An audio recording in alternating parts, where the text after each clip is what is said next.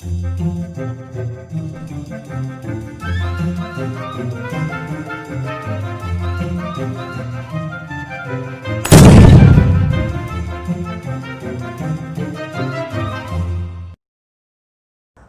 Students, this is Manish Pareek in front of you.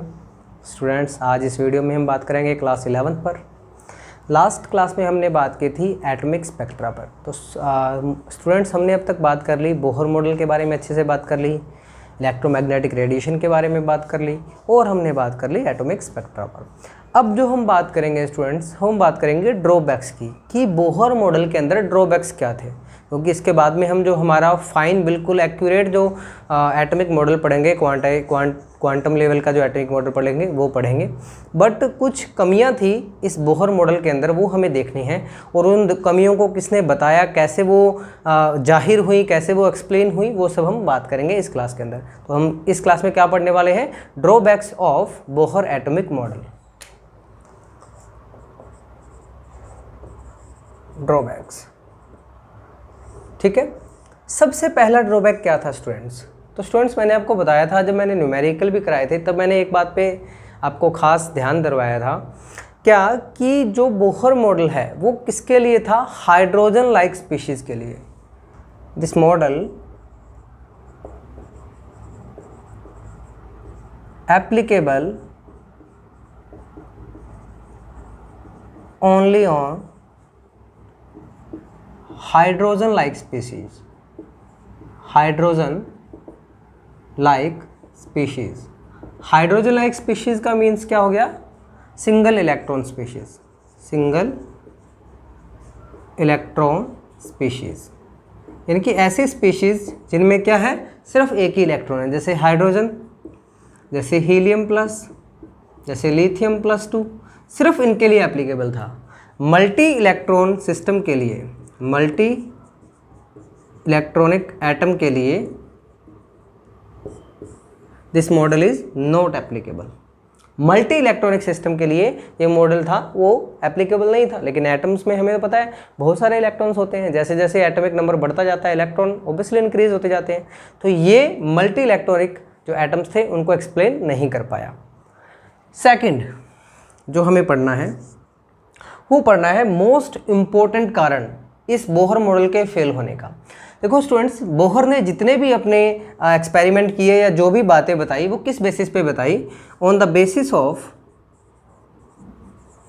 Basis of particle nature of electron. Particle nature of electron. इन्होंने जितने भी experiment किए, जो भी बातें बताई, वो किस बेसिस पे बताई? इलेक्ट्रॉन को पार्टिकल मानते हुए बताई कि इलेक्ट्रॉन कैसा है? पार्टिकल है। लेकिन बोहर के बाद में साइंटिस्ट आए थे डी ब्रोगली। इनको अच्छे से पढ़ेंगे, इनके बारे में सारा कुछ पढ़ेंगे।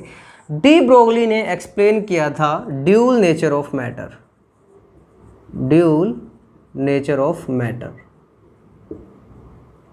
जहां से ये रिजल्ट निकल के आया कि इलेक्ट्रॉन की कौन सी नेचर होती है? इलेक्ट्रॉन की पार्टिकल के साथ साथ वेव नेचर भी होती है। क्या होती है? वेव नेचर भी होती है। ये भी रिजल्ट निकल के आया था। तो सारे एक्सपेरिमेंट या सारे जितने भी थियोरीज बताई थी बोहर ने, वो किस बेसिस पे बताई थी? पार्टिकल नेचर पे बताई थी। और किसको इन्होंने नेग्लेक्ट कर दिया था? वेव नेचर के बारे में कोई बात नहीं की थी। तो जितने भी रिजल्ट्स आए थे वो हमारे पास एक तरीके से कह सकते हैं कि अधूरे रिजल्ट्स थे। तो यहाँ पे ये बहुत बड़ा ड्रॉबैक था कि सिर्फ पार्टिकल नेचर को कंसिडर किया। ये हम पढ़ेंगे, डी ब्रोगली हाइपोथेसिस अच्छे से पढ़ेंगे, ये बात थी। और क्या था? और एक और हमारे पास एक्सपेरिमेंट था जिसको हम कहते हैं Heisenberg uncertainty principle. Uncertainty principle ये जब आया तब भी हमारा बोहर मॉडल क्या हो गया? गलत साबित हो गया। ये भी हम बात करेंगे इसी क्लास के अंदर, हाइजेनबर्ग अनसर्टेनिटी प्रिंसिपल क्या है। क्योंकि हाइजेनबर्ग ने कहा कि क्योंकि यहाँ पे क्या हो गया था? इलेक्ट्रॉन की वेव नेचर शो हो गई थी। इलेक्ट्रॉन की वेव नेचर शो होने के बाद में हाइजेनबर्ग ने कहा, एक्सपेरिमेंट दिया कि भाई आप लोग कोई भी इलेक्ट्रॉन जो है उसकी आप पोजीशन और वेलोसिटी एक साथ एग्जैक्ट नहीं बता सकते। इसने एक्सपेरिमेंट भी करके बताया, प्रूव भी किया था। बट देखो बोहर ने क्या किया था? बोहर ने हमें बताया था कि सर्कुलर पाथ होते हैं, उनमें इलेक्ट्रॉन रिवॉल्व करता है, और सर्कुलर पाथ की क्या बता दी थी उन्होंने? रेडियस बता दी थी। तो पोजीशन तो हो गई, और वेलोसिटी भी निकाल दी थी अगर आपको याद हो तो 2.18 into z/n metre per second into 10⁶ metre per second. तो वेलोसिटी भी निकाल दी, पोजीशन भी निकाल दी एक साथ में साइमल्टेनियसली। तो यहाँ पे जब ये हमारे डी ब्रोगली हाइपोथेसिस आया और हाइजेनबर्ग अनसर्टेनिटी प्रिंसिपल आया, तब हमारा जो बोहर मॉडल था वो कैसा हो गया, वो क्या हो गया, गलत साबित हो गया। ठीक है, ये दो ड्रॉबैक्स थे अभी तक। तो पहला तो क्या कि सिंगल इलेक्ट्रॉनिक स्पीशीज पे एप्लीकेबल था। सेकंड क्या बात हुई कि डी ब्रोगली और हाइजेनबर्ग अनसर्टेनिटी प्रिंसिपल ने इनको गलत साबित कर दिया। नेक्स्ट देखते हैं, नेक्स्ट ड्रॉबैक क्या है। तीसरा जो ड्रॉबैक है स्टूडेंट्स वो ये है कि कुछ एक्सपेरिमेंट्स हुए जो हमने स्पेक्ट्रल लाइंस आई थी हमारे पास स्पेक्ट्रा के अंदर, एटॉमिक स्पेक्ट्रा में, उन पर कुछ एक्सपेरिमेंट हुए। जैसे तीसरा जो है, Bohr could not explain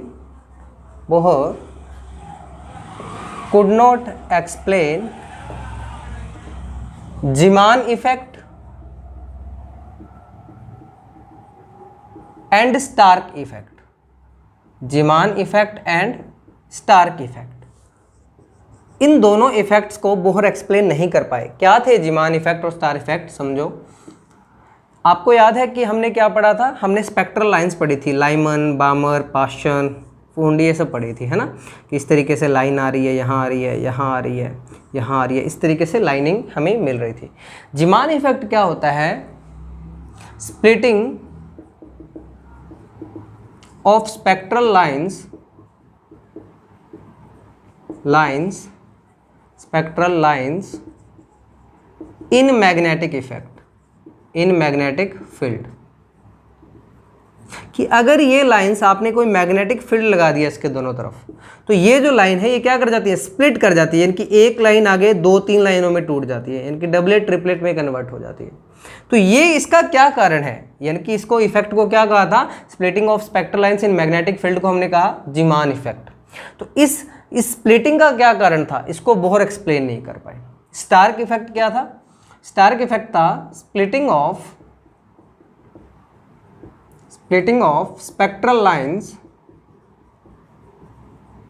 lines in electric field, कि अगर इसके आगे आप क्या लगा दोगे, इलेक्ट्रिक फील्ड लगा दोगे, कैथोड एनोड या फिर कोई भी बैटरीज लगा दोगे, तो भी क्या होगा, ये स्पेक्ट्रल लाइंस आपकी स्प्लिट हो जाएगी, यानी कि एक लाइन जो है वो आगे चल के 2 या 3 लाइन में टूट जाएगी, इस तरीके से स्प्लिट हो जाएंगी। तो अगर मैग्नेटिक फील्ड में स्प्लिटिंग हो रही है उसको क्या कहते हैं, जीमान इफेक्ट। अगर इलेक्ट्रिक फील्ड में स्प्लिटिंग हो रही है उसको क्या कहते हैं, स्टार्क इफेक्ट। तो बोहर इन दोनों मॉडल्स को भी, इन दोनों इफेक्ट्स को भी एक्सप्लेन नहीं कर सके थे। ये तीसरा कारण था बोहर मॉडल के फेल होने का। अब नेक्स्ट देखो, चौथा कारण क्या था, नेक्स्ट पॉइंट क्या है,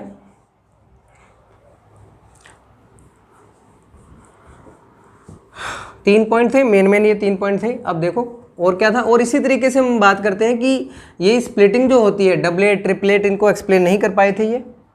तो ये जो थे हमारे मेन जो ड्रॉबैक्स थे बोहर मॉडल के, वो थे। अब हमने बात करनी है कौन सी, हमने 2 अभी पढ़े थे प्रिंसिपल, एक तो डी ब्रोगली हाइपोथेसिस और हाइजेनबर्ग अनसर्टेनिटी प्रिंसिपल। अब इनकी बात हम करते हैं।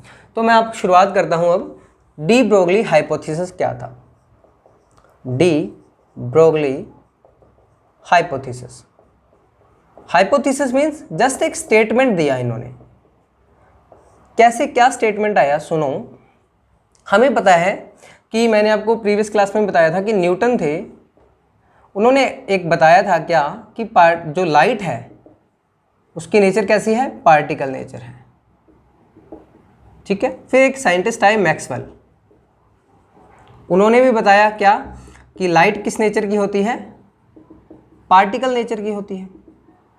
लाइट का क्या नेचर है, पार्टिकल नेचर है। उसके बाद डी ब्रोगली आए साइंटिस्ट, उन्होंने एक्सपेरिमेंट किए और उन्होंने बताया कि भाई जो लाइट तुम कह रहे हो कि हमें पता है, जो मैक्सवेल ने बताया था वो पार्टिकल की फॉर्म में, कैसे, क्वांटा की फॉर्म में होता है, क्वांटा। क्योंकि लाइट जो होती है वो छोटे छोटे पैकेट्स के रूप में होती है, पैकेट्स के रूप में, पैकेट्स को क्या कहते हैं हम, फोटोन। ये मैक्सवेल ने बताया। अच्छा, डी ब्रोगली ने क्या कहा कि भाई तुम लाइट को सिर्फ पार्टिकल बता रहे हो, तो लाइट जो होती है उसकी दोनों नेचर होती है। कैसी? पार्टिकल भी होती है और वेव नेचर भी होती है, ये इन्होंने बताया। अब जैसे ही इन्होंने बताया कि लाइट मतलब फोटोन है, छोटे छोटे पार्टिकल्स हैं, उनकी कुछ वेलोसिटी है, वो कुछ स्पीड से जा रहे हैं लाइट की स्पीड से, तो उन्होंने सोचा अगर लाइट आपकी क्या हो सकती है, ड्यूल नेचर शो कर सकती है, तो इलेक्ट्रॉन भी तो सेम ही वैसी चीज़ है, एक माइक्रोस्कोपिक पार्टिकल है जिसके पास मास है, जिसके पास वेलोसिटी है ना। मास बहुत कम है, वेलोसिटी बहुत ज़्यादा है, तो ये क्यों नहीं हो सकता? तो इन्होंने एक हाइपोथेसिस दिया कि भाई इलेक्ट्रॉन जो है वो भी क्या है, पार्टिकल नेचर भी शो करता है और क्या शो करता है, वेव नेचर भी शो करता है। अब मैंने आपको बताया था, देखो अगर मैं कह रहा हूं कि कोई भी मैटर है वो पार्टिकल है, तो पार्टिकल होने के लिए कंडीशन क्या होती है कि उसका मास अच्छा खासा होना चाहिए, उसके पास मास अच्छा होना चाहिए। लेकिन अगर मैं किसी को कहता हूं कि कोई भी मैटर जो है वो वेव है, तो वेव की निशानी क्या होती है, वेव होने का कैरेक्टरिस्टिक क्या होता है, उसकी वेवलेंथ लैम्डा। अगर मैं किसी को कह रहा हूं भी ये वेव है, तो मतलब इसका कुछ ना कुछ वेवलेंथ होगा, कि अगर आपने इलेक्ट्रॉन को वेव बताया तो उसका वेवलेंथ बताइए क्या होगा, है ना। तो ये जो डी ब्रोगली थे, इन्होंने ये वेवलेंथ कहाँ से निकाला? इन्होंने एक तो मैक्सवेल की जो इक्वेशन यूज की, देखो कैसे इन्होंने वेवलेंथ निकाला। इन्होंने एक तो किसका यूज किया, मैक्सवेल की जो इक्वेशन थी E=h न्यू, जो मैं पहले बता चुका हूं आपको कि न्यू क्या है, फ्रीक्वेंसी है। एक तो उन्होंने क्या यूज किया, मैक्सवेल की इक्वेशन का यूज किया। मैक्सवेल उन्होंने क्या बताया था, मैक्सवेल ने E क्या होता है, h न्यू, न्यू क्या होता है, फ्रीक्वेंसी। और सेकंड उन्होंने यूज किया आइंस्टाइन की इक्वेशन का। आइंस्टाइन की इक्वेशन क्या थी एनर्जी के रिगार्डिंग, E=mc²। इन्होंने बराबर रख दिया इसको, पहली इक्वेशन दूसरी इक्वेशन को बराबर रखा, तो क्या हुआ, h न्यू =mc²। ठीक है, तो हमारे पास न्यू बराबर क्या होता है, मैंने आपको बताया था न्यू होता है c/λ, प्रीवियस क्लास में बता चुका हूँ ये मैं। तो h c/λ =mc², तो c से c कट हो गया, तो हमारे पास क्या बचा, देखो c यहाँ पे c बच गया हमारे पास h/m लैम्डा, तो लैम्डा बराबर क्या आ गया, h/mc वेवलेंथ। ये तो c तो क्या था, speed of light, speed of light. तो ये तो लाइट के रिगार्डिंग लैम्डा आ गया कि लाइट की अगर वेव नेचर देखें हम तो उसका वेवलेंथ ही आएगा। अगर किसी और मूविंग पार्टिकल की हम वेवलेंथ निकालेंगे तो क्या हो जाएगा, h/mv, v क्या हो जाएगी उसकी वेलोसिटी। तो ये क्या आ गया, ये वेवलेंथ का फॉर्मूला आ गया for any moving particle, for any moving particle. ठीक है, h क्या है हमें पता है, h है हमारे पास प्लांक्स कांस्टेंट, प्लांक्स कांस्टेंट, इसकी वैल्यू मैं आपको बता चुका हूँ 6.62 × 10⁻34 जूल सेकेंड। m क्या है, mass of that particle, mass of that matter. ठीक है, v क्या है, वेलोसिटी। इस तरीके से तो इन्होंने शुरुआत तो कहाँ से की थी, इलेक्ट्रॉन से, कि भाई इलेक्ट्रॉन की भी क्या हो सकती है, वेव नेचर हो सकती है। लेकिन ये देखो फॉर्मूला क्या बता रहा है, कोई भी मूविंग पार्टिकल, कोई भी मूविंग पार्टिकल क्या हो सकता है, कोई भी मूविंग मैटर जो है वो क्या हो सकता है, पार्टिकल नेचर भी शो करेगा और हमारा वेव नेचर भी शो करेगा। तो डी ब्रोगली ने क्या बताया, डी ब्रोगली का स्टेटमेंट है every moving particle have dual nature of matter, कि कोई भी मूविंग थिंग है वो क्या होगी, उसका ड्यूल नेचर होगा, यानी कि वो पार्टिकल नेचर भी शो करेगी और वेव नेचर भी शो करेगी। जैसे अगर मैं एग्जांपल ले मेरा, तो ऑब्वियसली मेरे अंदर भी क्या होगा, पार्टिकल नेचर भी है और वेव नेचर भी है, बट इनमें से एक ही डोमिनेट होगा। कैसे होगा वो डोमिनेट, वो अभी हम बात करेंगे। जैसे इलेक्ट्रॉन के रिगार्डिंग हम बात करते हैं, जैसे कंपेयर करते हैं कि मैं कह रहा हूं कि डी ब्रोगली कह रहे हैं कि भाई हर एक मूविंग जो पार्टिकल है वो क्या है, ड्यूल नेचर है। तो दोनों तरफ कंपेयर करते हैं, एक तरफ तो इलेक्ट्रॉन का कंपेयर करते हैं, एक तरफ मेरा कंपेयर करते हैं, देखते हैं क्या क्या आता है। ये मनीष सर का वेवलेंथ हम कैलकुलेट करते हैं, यहाँ पे हम कैलकुलेट करते हैं इलेक्ट्रॉन का। तो देखो लैम्डा इक्वल्स टू क्या है, लैम्डा इक्वल्स टू हमारे पास है h/mv। यहाँ पे क्या है, लैम्डा इक्वल्स टू h/mv।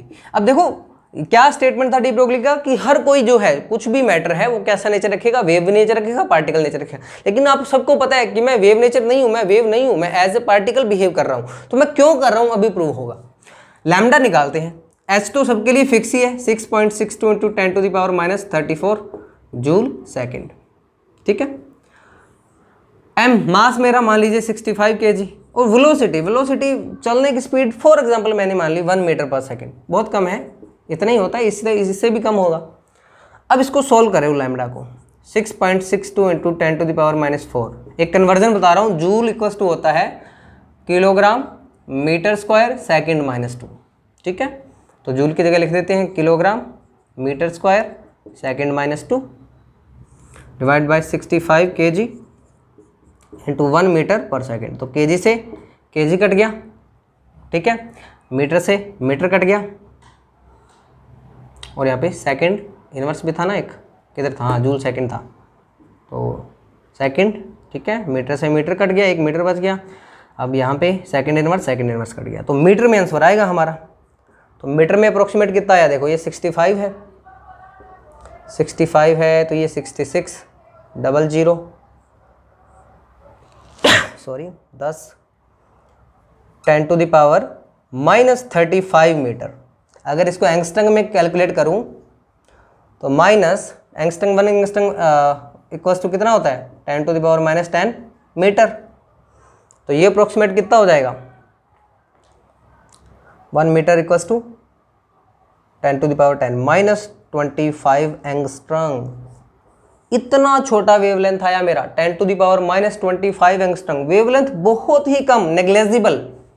तो मेरी वेवलेंथ क्या आ रही है, बहुत कम आ रही है, इसलिए मैं वेव की तरह बिहेव नहीं कर पा रहा। मैं किसकी तरह बिहेव कर पा रहा हूँ, पार्टिकल की तरह। है तो मेरे अंदर भी वेव नेचर, बट मेरा वेवलेंथ तो देखो कितना आया 10⁻⁻25 एंगस्ट्रम, बहुत ही कम, बहुत कम। हमें पता है एंगस्ट्रम भी क्या होता है 10⁻⁻10 मीटर, बहुत कम मेरा क्या आया, वेवलेंथ आया। इसलिए मैं वेव की तरह बिहेव नहीं करता, किसकी तरह बिहेव करता हूँ, पार्टिकल की तरह। अब इलेक्ट्रॉन पे आओ, देखो लैम्डा इक्वल्स टू वही 6.62 इंटू 10⁻34 जूल सेकेंड।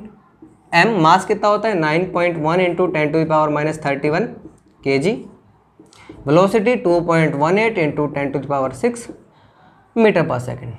इस सब को कैलकुलेट करोगे तो आंसर आएगा 3.2 एंगस्ट्रॉम। अब देखो एक ये वेवलेंथ और एक ये वेवलेंथ, ऑब्वियसली इलेक्ट्रॉन किसकी तरह बिहेव कर सकता है, वेव की तरह बिहेव कर सकता है। क्यों, क्योंकि इसका जो वेवलेंथ आ रहा है वो मेजरेबल है, लेकिन ये जो वेवलेंथ है ये मेजरेबल नहीं है। तो हर एक जो मैटर है वो ड्यूल नेचर तो रखता है, लेकिन डोमिनेंट कौन सा होगा वो डिपेंड करता है वेवलेंथ पे, कि अगर वेवलेंथ बहुत ही कम है, नेग्लेजिबल है, बहुत ही कम, मेजरेबल है ही नहीं, तो वो वेव नेचर के तरह शो नहीं होगा। अब देखो कैसे मैं वेव कैसे बन सकता हूँ, मैं वेव एक तरीके से बन सकता हूँ, मास कम करके वेलोसिटी बढ़ा लूँ, खूब वेलोसिटी कर लूँ, स्पीड के या तो लाइट ऑफ स्पीड के बराबर कर लूँ या इतनी कर लूँ 10⁻6 के बराबर, तो मैं वेव नेचर शो कर सकता हूँ। तो इस तरीके से क्या बताया, डी ब्रोगली ने बताया, क्या, dual nature of matter.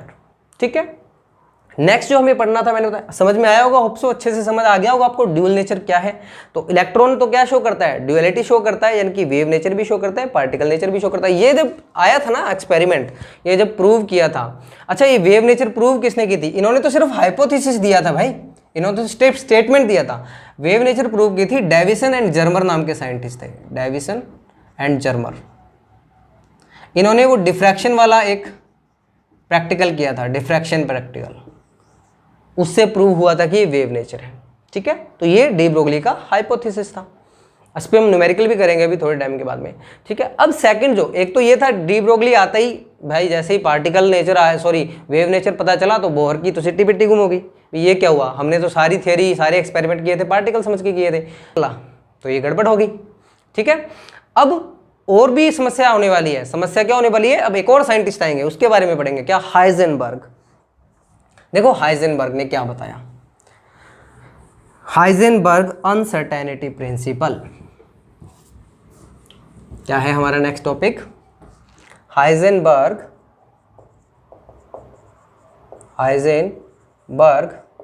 Uncertainty principle. Heisenberg uncertainty principle. Heisenberg ने क्या कहा कि भाई कोई भी माइक्रोस्कोपिक पार्टिकल की जो तुम बात कर रही हो, simultaneously it is not possible to calculate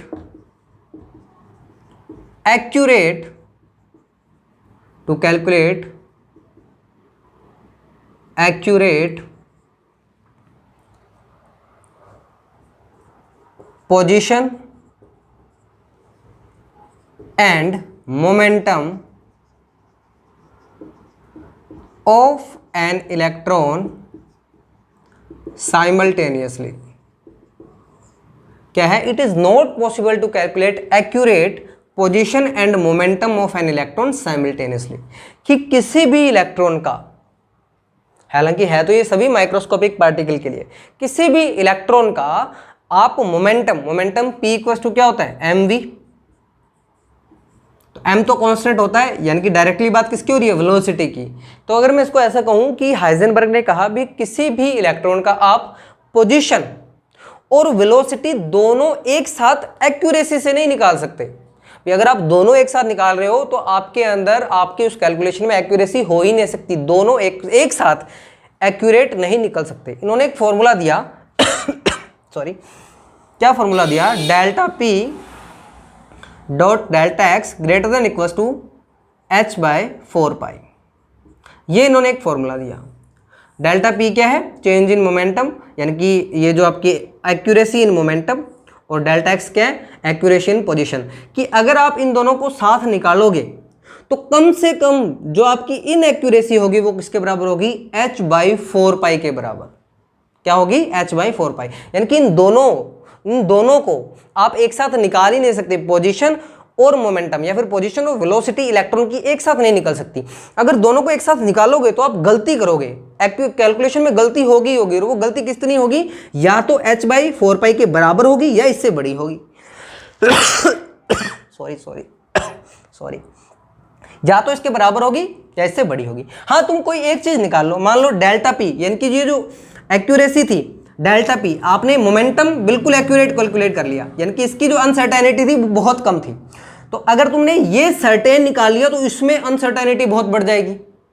अगर तुमने पोजीशन में सर्टेनिटी निकाली, यानी कि पोजीशन को कैलकुलेट करने में तुमने बहुत कम मिस्टेक की, और फिर तो क्या हो जाएगा? और फिर तुम्हारा मोमेंटम में बहुत बड़ी गड़बड़ हो जाएगी। तो दोनों तुम एक साथ नहीं निकाल सकते। तो ये फॉर्मूला था हाइजेनबर्ग अनसर्टेनिटी प्रिंसिपल का। अब ऐसा इन्होंने क्यों कहा? सॉरी ऐसा इन्होंने क्यों कहा? क्यों इलेक्ट्रॉन की पोजीशन और वेलोसिटी एक साथ नहीं निकल सकती? क्यों? देखते हैं।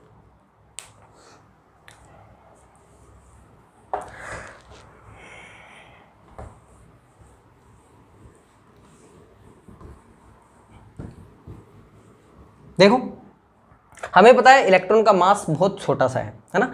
अब हमें देखो कोई चीज़ देखनी है, अब हमें पोजीशन देखनी है किसी चीज़ की। अब तुम्हें मेरी पोजीशन देखनी है भी, मैं कहाँ हूँ, तो तुम्हें मुझे देखना पड़ेगा, मैं तुम्हें दिखाई देना चाहिए। और देखने का सिंपल सी साइंस क्या है कि लाइट मेरे पे पड़ी, फिर वो रिफ्लेक्ट होकर आपकी आंखों में पड़ी और आपको मैं दिखाई दे रहा हूँ। ये सिंपल सा साइंस है कोई भी चीज़ देखने का। अब मेरे पे लाइट पड़ रही है और रिफ्लेक्ट होकर आपकी आंखों में जा रही है, आइज में जा रही है, इसलिए मैं आपको दिखाई दे रहा हूँ। अब मेरा मास जो है वो काफ़ी अच्छा खासा है, 65 kg मेरा मास है। तो लाइट जो मेरे पे पड़ रही है, जो फोटोन मेरे पे पड़ रहे हैं, वो मुझे डिस्प्लेस नहीं कर पा रहे, उनमें इतनी एनर्जी नहीं है कि वो मेरी पोजीशन चेंज कर दे। बट इलेक्ट्रॉन के साथ बहुत दुर्घटना वाली बात है, बहुत बुरी बात है। क्या बात है? इलेक्ट्रॉन है बेचारा बहुत ही कम मास का। ये इलेक्ट्रॉन मास कितना? 9.1 × 10⁻³ kg, बहुत कम, चिन्नू सा, बहुत ही कम। अब इतना है। और वेलोसिटी है हमारे पास 2.18 × 10⁻⁶ मीटर/सेकंड। अब होता क्या है, अब इलेक्ट्रॉन को देखने के लिए क्या चाहिए कि इस पर लाइट पड़े और फिर वो लाइट मेरी आंखों में आए तो मुझे दिख जाएगा।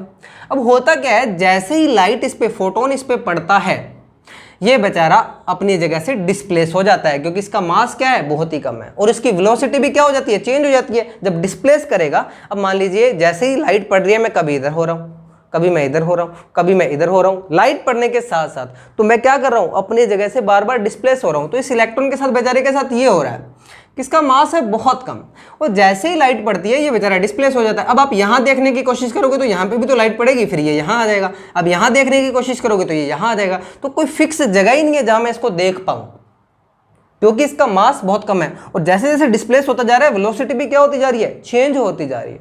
तो इसकी जगह भी चेंज होती जा रही है और इसकी वेलोसिटी भी चेंज होती जा रही है। क्यों? क्योंकि इसका मास बहुत कम है, ये माइक्रोस्कोपिक पार्टिकल है, इसलिए ये एग्जैक्ट आप जगह देख ही नहीं सकते, इसकी आप इसकी पोजीशन बता ही नहीं सकते। अगर पोजीशन बता दी तो फिर आप वेलोसिटी नहीं बता सकते। ये था हाइजेनबर्ग अनसर्टेनिटी प्रिंसिपल। और यहां से बोहर मॉडल गलत हो गया, क्योंकि बोहर ने तो क्या बता दिया था, मैंने आपको बताया था, बोहर ने तो बता दी थी ये फर्स्ट शेल है, आर एन क्या निकालोगे 5.29 into Z by N angstrom. ये लो, ये रेडियस निकाल दी इसने, तो सॉरी एन बाई जेड, ये तो इसने रेडियस निकाल दी, इसने तो रेडियस निकाल दी और वेलोसिटी भी बता दी, तो ये दोनों चीजें साथ बता दी। तो जैसे ही हाइजेनबर्ग अनसर्टेनिटी प्रिंसिपल आया, ये क्या हो गया, गलत प्रूव हो गया। तो ये बात थी बोहर मॉडल पे। अब हम इसके न्यूमेरिकल कुछ देखते हैं बोहर मॉडल पे और डी ब्रोगली पे। न्यूमेरिकल देखते हैं इस पे हम एक, क्या है numerical, calculate the wavelength of an electron moving with velocity of 2.05 into 10 to the power 7 metre per second.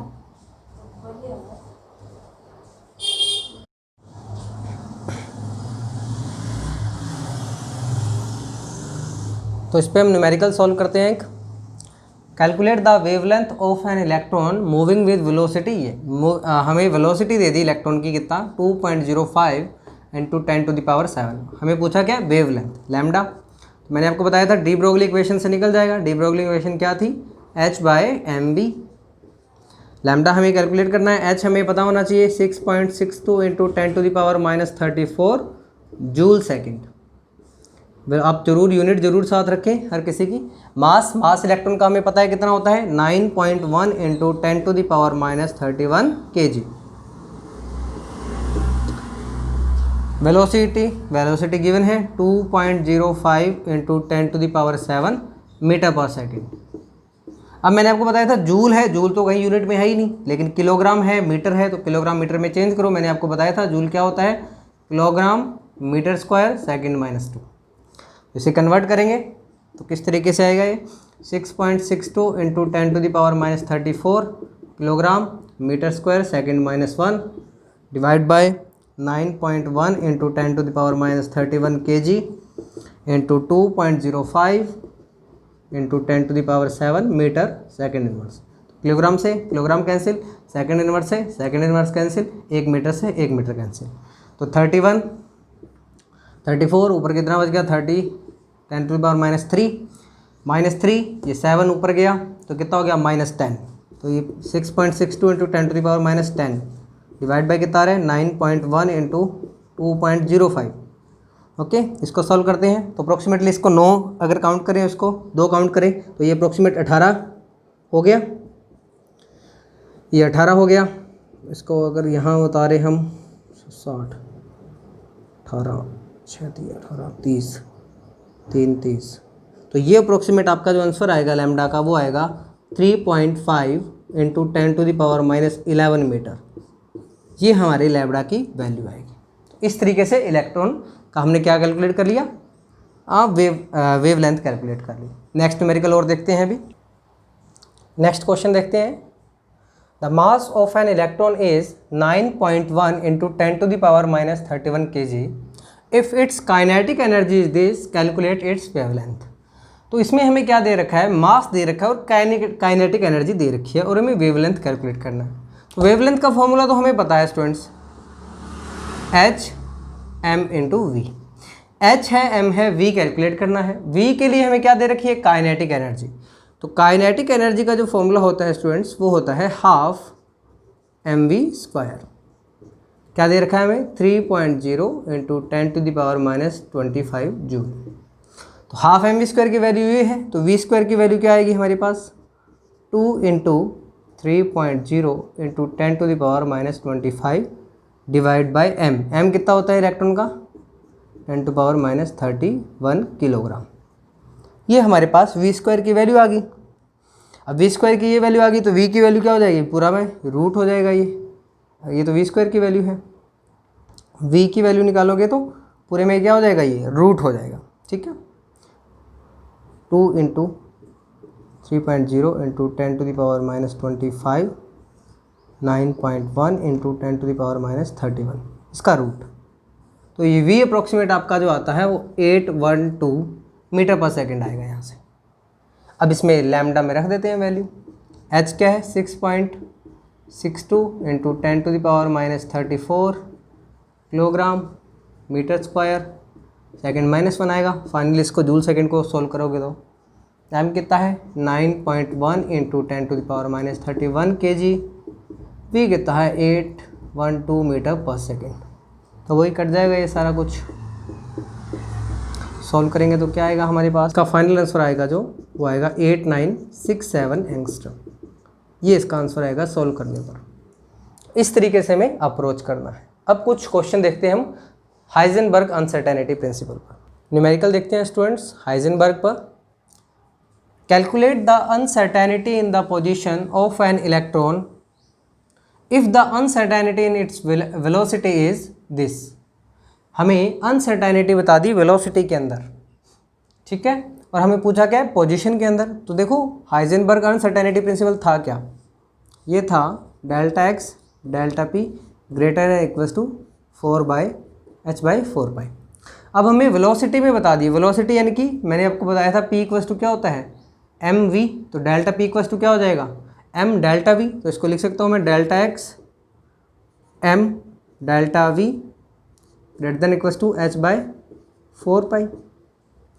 ठीक है, पोजीशन के अंदर डेल्टा x तो हमें निकालना ही है, ये हमें दे रखा है m डेल्टा v। तो हमारे पास क्या हो जाएगा h/4π m into delta we.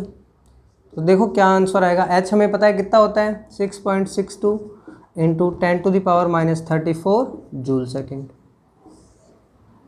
4 into pi 3.14 होता है।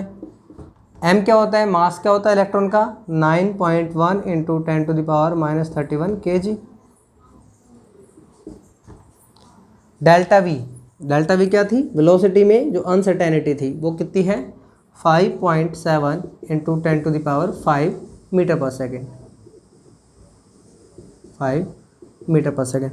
कट कर दो इसको, -34 -3 रह गया ऊपर, -3। और कैसे कट होगा, और कुछ तो कट होने वाला है नहीं। ये 10⁵ है, ऊपर जाके माइनस हो जाएगा तो -8 हो जाएगा 10⁻⁻8। यहाँ क्या बचा हमारे पास, यहाँ 9.1 5.7। तो इसको अगर कैलकुलेट एग्जैक्ट करेंगे तो ये एग्जैक्ट कैलकुलेट करेंगे तो 1.012 इंटू 10⁻10 मीटर, ये आंसर आ जाएगा हमारा। यानी कि जो पोजीशन के अंदर अनसर्टेनिटी होगी या तो इसके बराबर होगी या तो इससे ज़्यादा होगी। ये हमारा आंसर आ गया किसके अकॉर्डिंग, हाइजेनबर्ग अनसर्टेनिटी के अकॉर्डिंग। होप सो कि आपको ये वीडियो समझ में आया होगा। तो प्लीज़ स्टूडेंट्स, अगर आपको ये मेरा पढ़ाया हुआ क्लियर हो रहा है तो प्लीज़ लाइक कीजिए, शेयर कीजिए, कमेंट कीजिए, सब्सक्राइब कीजिए और इसे ज़्यादा से ज़्यादा शेयर कीजिए ताकि मैं और भी स्टूडेंट्स तक ये वीडियो पहुंचा सकूं। Thank you so much.